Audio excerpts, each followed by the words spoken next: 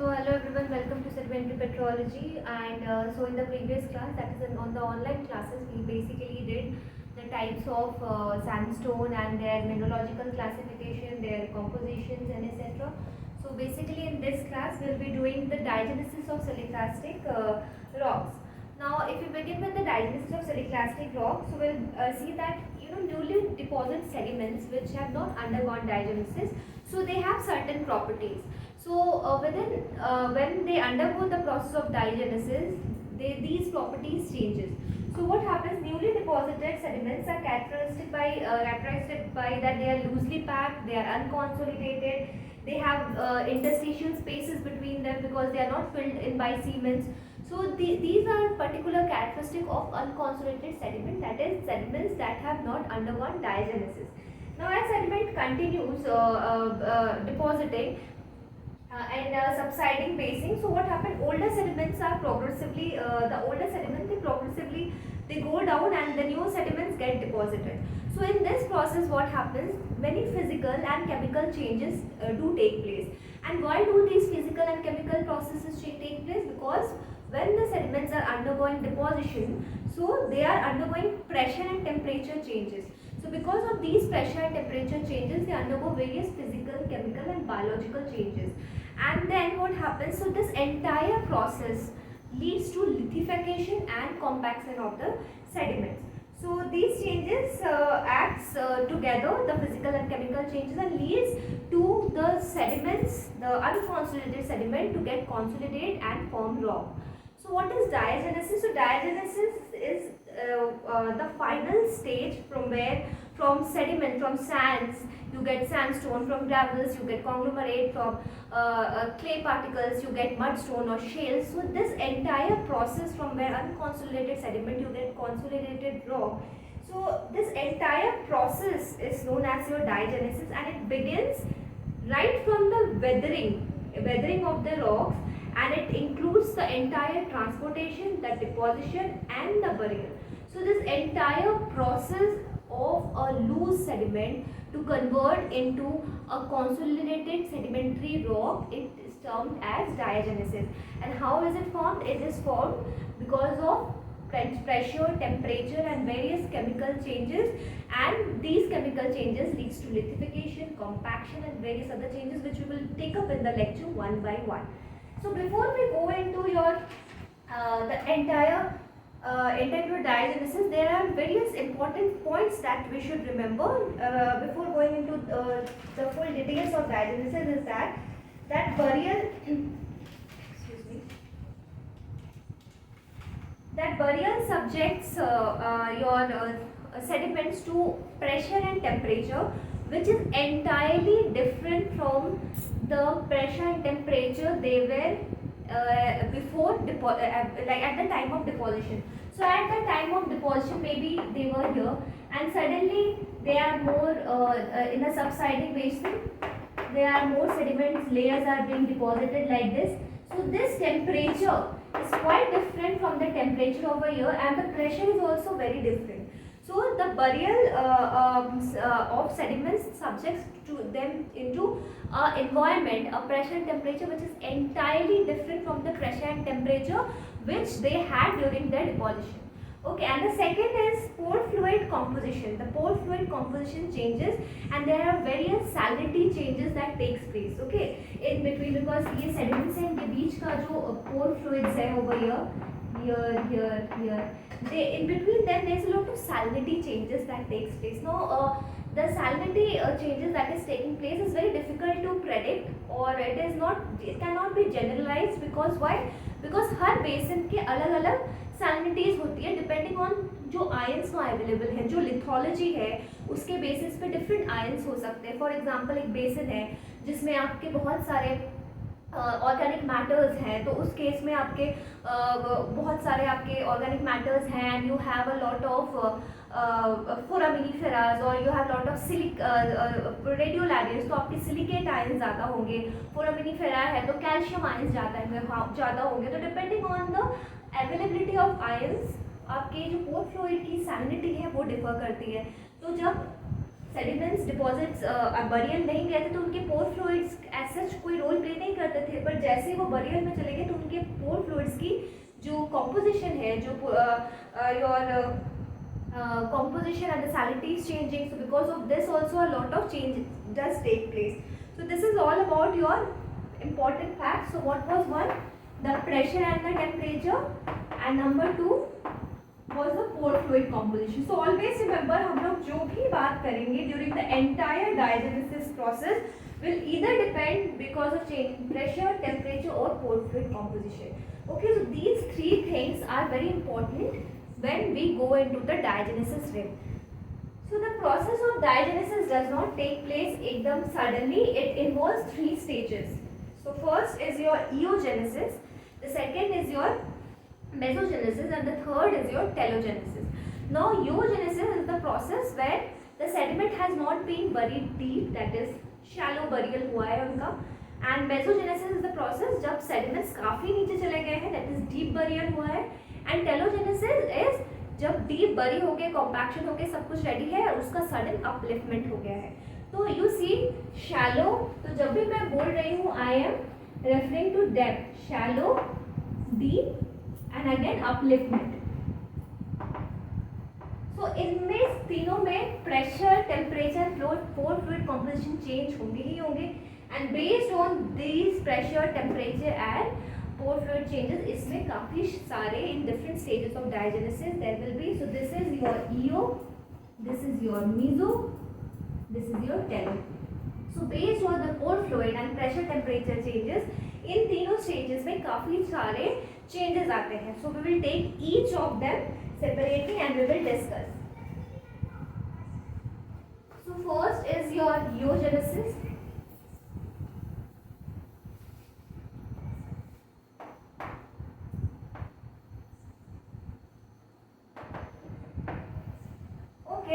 सो eugenesis है तो वो शैलो बरियल है. तो शैलो बरियल है मतलब उसके ऊपर ज़्यादा लोड नहीं है, the burial load is very less. तो प्रेशर भी ज़्यादा नहीं है, टेम्परेचर चेंज भी ज़्यादा नहीं है, तो ज़्यादा एक्सट्रीम कंडीशंस नहीं है. सो मेन तीन चीज़ें यहाँ पे काम आती है. वन इज होता है, वन इज रीवर्किंग. तो reworking as you have already studied that आपके जो बायोटर्बेशंस वगैरह होते हैं वो इस स्टेज में होते हैं. तो जो बायोटर्बेशंस होते हैं वो जनरली क्या करते हैं, जो प्राइमरी स्ट्रक्चर्स होते हैं उनको काफ़ी बार डिस्ट्रॉय करके काफ़ी सारे बरोज वगैरह क्रिएट करते हैं, and all these happens in the eogenesis stage. So there is a lot of reworking takes place. Then compaction, जो मिनरल कॉम्पैक्शन जो होता है that is not as such. Mineral compaction होता है क्योंकि बरियल तो है चाहे शैलो, बट इतना कुछ खास नहीं होता है. थोड़े बहुत मिनरल कॉम्पैक्शन हो जाते हैं and that is very minor. And the third one is your cementation. तो cementation क्या होता है कि आपके कोई भी cementation कैसे होता है कि आपका कोई भी जो unconsolidated sediments है उनके बीच में अगर कोई भी बाउंडिंग मटेरियल आ गया, उनको एक साथ बांध दिया, एंड दैट इज सीमेंटेशन. तो अब क्या होता है कि कभी कभी काफ़ी शैलो डेप्थ में भी सीमेंटेशन पॉसिबल हो जाता है. एंड बेसिकली जब आपके एनॉक्सिक इन्वायरमेंट होता है तो वहाँ पे iron sulphide that is pyrite जो है सीमेंट फॉर्म हो जाता है. अगर ऑक्सिक इन्वायरमेंट है तो आयरन ऑक्साइड्स आपके सीमेंट्स फॉर्म हो जाते हैं. एंड टू एन एक्सटेंट कभी कभी पॉड्स, बहुत ज़्यादा सिलिका अवेलेबल है तो वो पॉड्स जो है वो ओवरग्रोथ के फॉर्म में यहाँ पे डिपॉजिट हो जाते हैं cements. So cementation do take place but not as extreme as we will study in the मेसोजेनेसिस.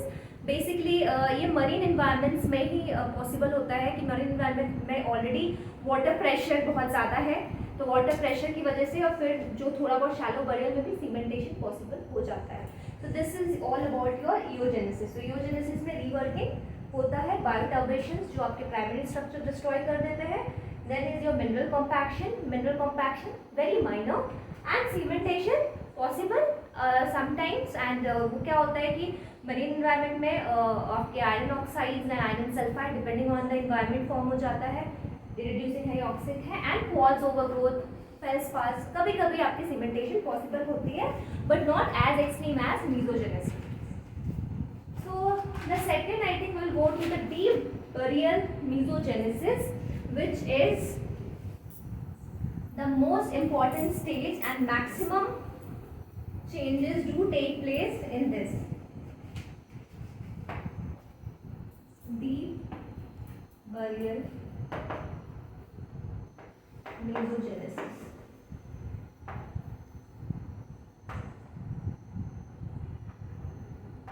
Okay, तो इसमें सबसे पहले तो आपका कॉम्पैक्शन होता है, then you have cementation of course, then you have dissolution, a lot of dissolution takes place. अब वो कुछ डिसोल्यूट हो रहा है तो उसको कुछ कोई ना कोई तो रिप्लेस करेगा, lot of replacement takes place. तो सबसे पहले we will study, so what are the four things: compaction, cementation, dissolution and replacement.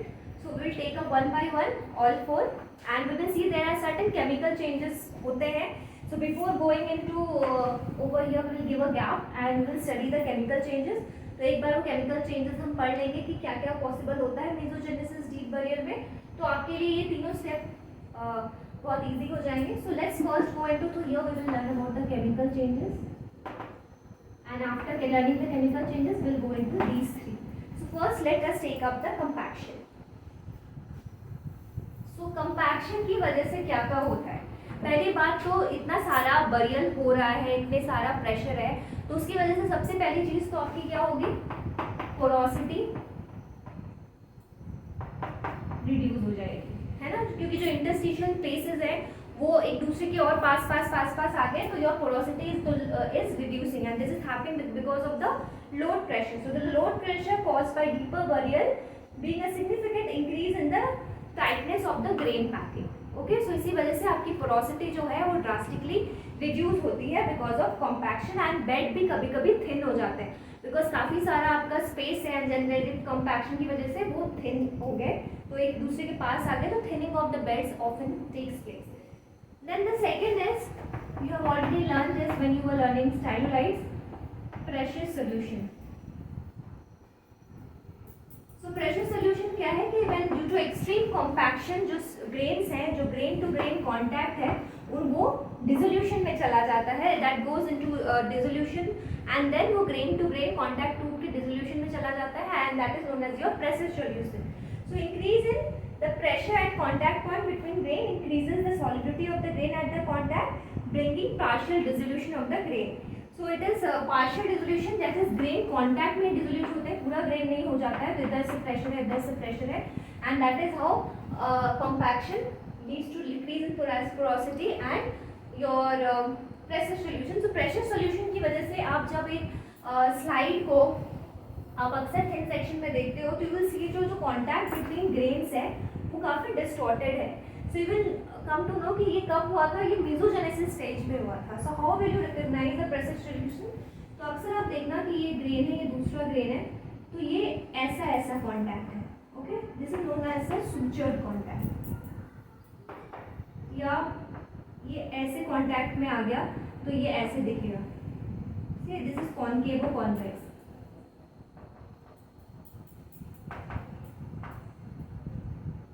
Okay, सो ये आधा ऐसे आ गया. Okay, this is a grain, this is a grain, so 1 2 3 and कभी कभी कोई ग्रेन ऐसा है तो अब यहाँ से मिट गया है and you have the contact like this. Okay, so this is known as the straight contact.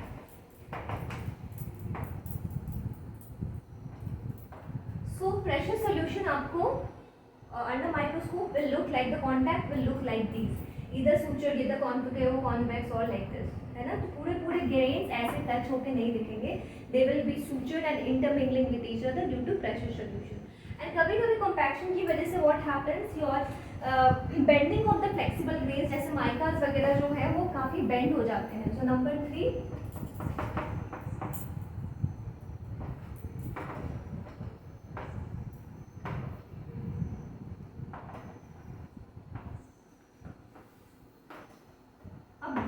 For example ये माइका है एंड यहाँ पे ग्रेन है, यहाँ पे ग्रेन है, etcetera.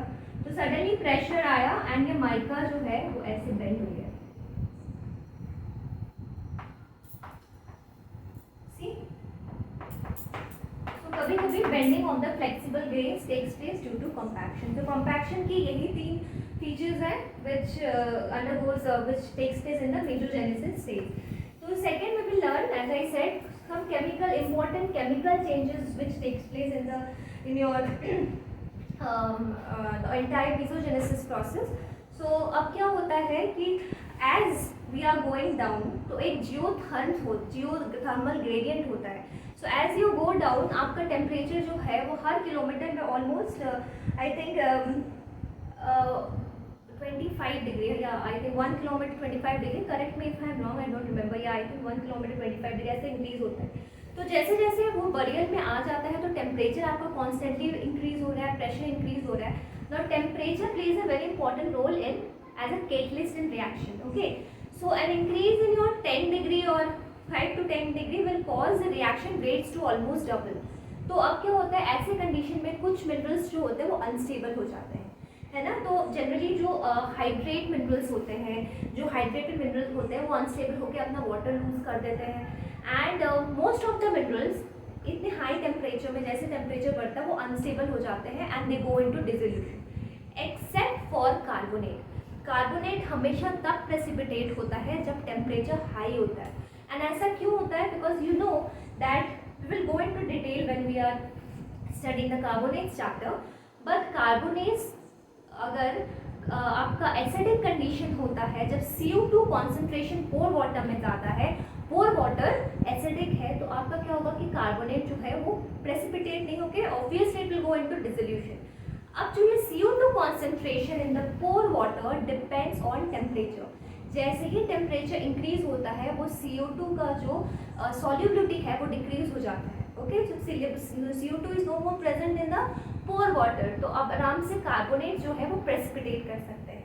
So because of your CO2 dissolution, CO2 solubility depends on temperature, इसीलिए carbonate CaCO3 precipitate तब होता है जब टेम्परेचर काफ़ी हाई होता है.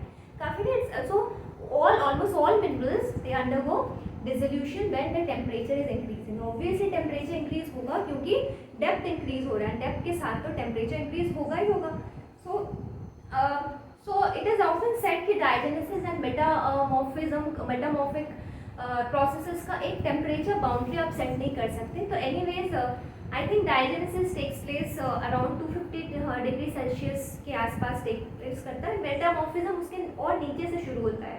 तो कोई बाउंड्री सेट नहीं है, but still a temperature range has been given. So at that high temperature silicates and other hydrate mineral वो सारे डिसोल्यूशन में चले जाते हैं. कार्बोनेट प्रेसिपिटेशन प्रेफर होता है. अब कार्बोनेट प्रेसिपिटेशन इनहिबिट कब होता है? जब आपका pH हाई हो जाएगा, that is CO2 concentration will increase in the pore water. And when do CO2 concentration in the pore water increases? CO2 concentration in the pore water, अब CO2 आएगा कहाँ से? तो जनरली कोई बेसिन्स हैं जहाँ पे आपके ऑर्गेनिक मैटर्स काफ़ी हाई होते हैं. So if your organic matter is high, तो वो ऑर्गेनिक मैटर जब डिकम्पोज करेंगे तो दे विल रिलीज CO2. तो वो CO2 पोर वाटर में सॉल्यूबल हो जाते हैं and that is why you get high pH pore water. Pore water का pH इंक्रीज हो जाता है एंड pH इंक्रीज होगा तो CaCO3 आपको प्रेसिपिटेट नहीं करेगी, वो उसको सोल्यूशन में ले लेगी. सो pH डिपेंडेंट होता है और टेम्परेचर डिपेंडेंट होता है आपका CaCO3. अब ये है कि जो सिलिकेट होता है वो लो टेम्परेचर प्रेफर करता है. सिलिकेट ओके, सो हियर हम लोग सिर्फ सिलिकेट्स की ही बात कर रहे हैं. Carbonate we are preferring as cement. Carbonate के पार्टिकल्स की बात नहीं कर रहे. Carbonate is a cement. Okay, तो कार्बोनेट का जो डिसोल्यूशन है that will prefer high pH high होना चाहिए. तो ये अब हम डिसोल्यूशन की बात करें. This is about dissolution. Okay, तो कार्बोनेट्स में हाई pH होने से डिसोल्यूशन में चला जाएगा and temperature low. Okay, and silicates में क्या होता है? टेम्परेचर हाई होता है तो आपका ये डिसोल्यूशन में चला जाता है. Next we will talk about is your precipitation.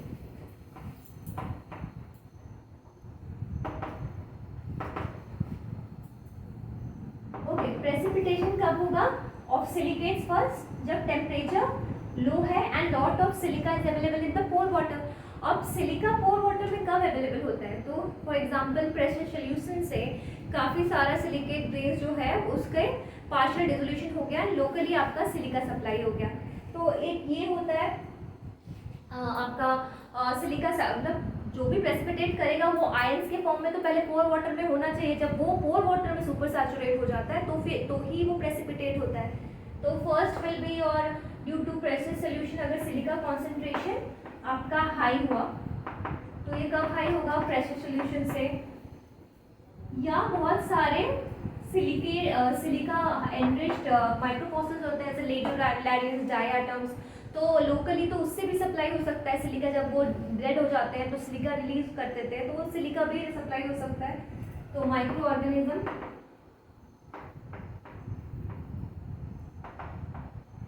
Okay, एक और बहुत इंपॉर्टेंट होता है कि काफ़ी बेसिन्स में क्या होता है, जो पोर वाटर होता है वो काफ़ी नीचे, अगर काफ़ी नीचे का पोर वाटर हम लेंगे तो उसमें टेम्परेचर क्या है, टेम्परेचर इज हाई। तो सिलिका क्या है, silica is in ion form, वो डिसोल्यूशन फॉर्म में पोर वाटर में है। तो यही पोर वाटर कभी कभी ऊपर आ जाता है ड्यू टू सम प्रोसेस। तो ऊपर जैसे आ गया, क्या हुआ, टेम्परेचर रिड्यूस हो गया, तो सिलिका पोर विल प्रेसिपिटेट।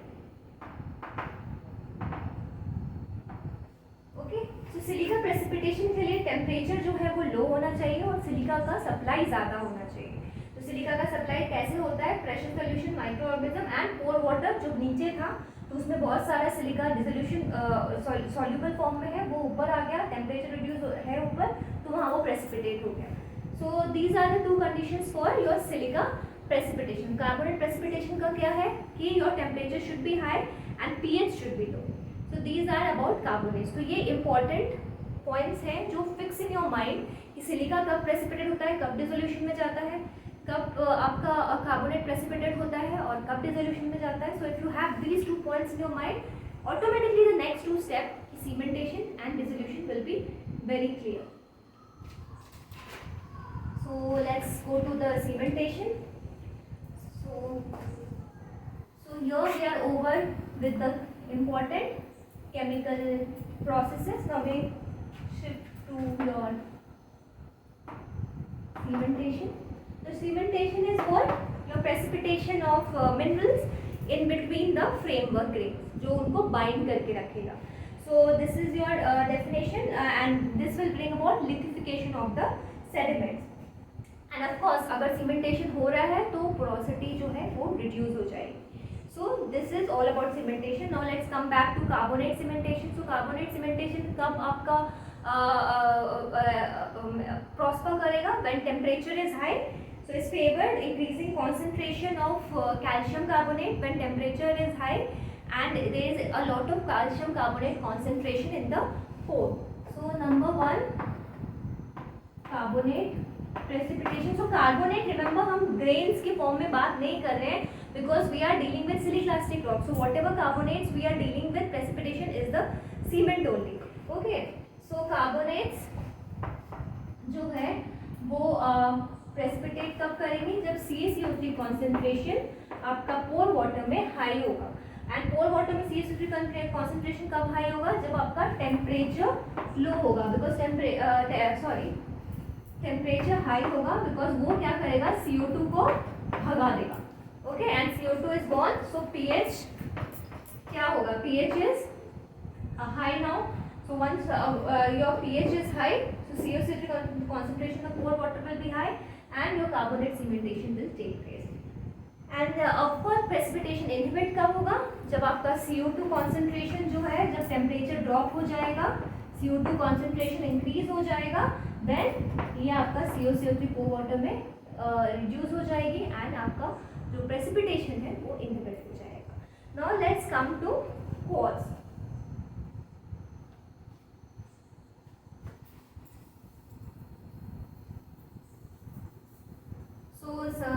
और कॉज और सिलिका। सो जनरली जो सिलिकेट सीमेंट्स है वो जनरली कॉज के फॉर्म में होते हैं, विच इज ओवरग्रोथ एंड कभी कभी वो ओपल या चर्च भी हो सकता है। and it is favored by high concentration of silica, which I have already discussed. And how do you get high concentration of silica? You get high concentration of silica जब आपके locally या तो आपको आपके प्रेशर सोल्यूशन से आपको supply हो रहा है, हाँ, प्रेशर सोल्यूशन सप्लाई हो रहा है या माइक्रो ऑर्गेनिज्म सप्लाई कर रहे हैं, या आपके बेसिन का पोर वाटर जो नीचे से ऊपर आ रहा है तो उसके पास काफ़ी सिलिका है, ऊपर आते टेम्परेचर रिड्यूस हो गया तो वो आपका हो गया। तो silica, silicate cement, temperature low, high silica concentration. तो ये दो चीज़ें याद रखना। सो this is your all about cementation. So you see that cementation कितना ईजी हो गया, आपको ज़्यादा लर्न करने की ज़रूरत नहीं पड़ी, क्योंकि आपके दिमाग में chemical processes are fixed very nicely कि कब कौन सा डिसोल्यूशन में जा रहा है और कब कौन सा प्रेसिपिटेशन में जा रहा है। तो precipitation basically means your cementation. So next we will learn about dissolution. So dissolution जो है, dissolution of framework silicate grain और carbonate cement takes place in a condition which is totally opposite to the cementation। अब totally opposite condition तो हम पहले ही पढ़ चुके हैं कि जब टेम्परेचर हाई हो जाएगा तो सिलिकेट आपका डिसोल्यूशन में चला जाएगा, और पीएच हाई हो गया और टेम्परेचर रिड्यूस हो गया तो कार्बोनेट डिसोल्यूशन फॉर्म में चला जाएगा। सो this is all about your dissolution. Dissolution जब आपको सीमेंटेशन याद रहेगा तो अपने आप उसका opposite conditions favours dissolution. Okay, now don't think कि मैं एक के बाद एक ले रही हूँ तो ये एक के बाद एक, वैसे पहले सीमेंटेशन हो गया उसके बाद डिसोल्यूशन होगा, नहीं, ये सब कुछ साइमल्टेनियसली हो रहा है। मतलब आपका एक प्रेशर टेम्परेचर में कुछ मिनरल स्टेबल है, कुछ मिनरल अनस्टेबल है, तो आपका जो मिनरल ग्रेन्स है, जो आपका फ्रेमवर्क ग्रेन्स है, वो कौन से प्रेशर एंड टेम्परेचर पे है उसके बेस पे कुछ मिनरल्स आपके डिसोल्यूशन में चले जाएंगे, कुछ मिनरल प्रेसिपिटेट करके सीमेंट बना देंगे। तो ये सब कुछ साइमल्टेनियस हो रहा है। अब मैं एक के बाद एक पढ़ा रही हूँ, इसका मतलब ये नहीं कि ये एक के बाद एक हो रहा है। Everything is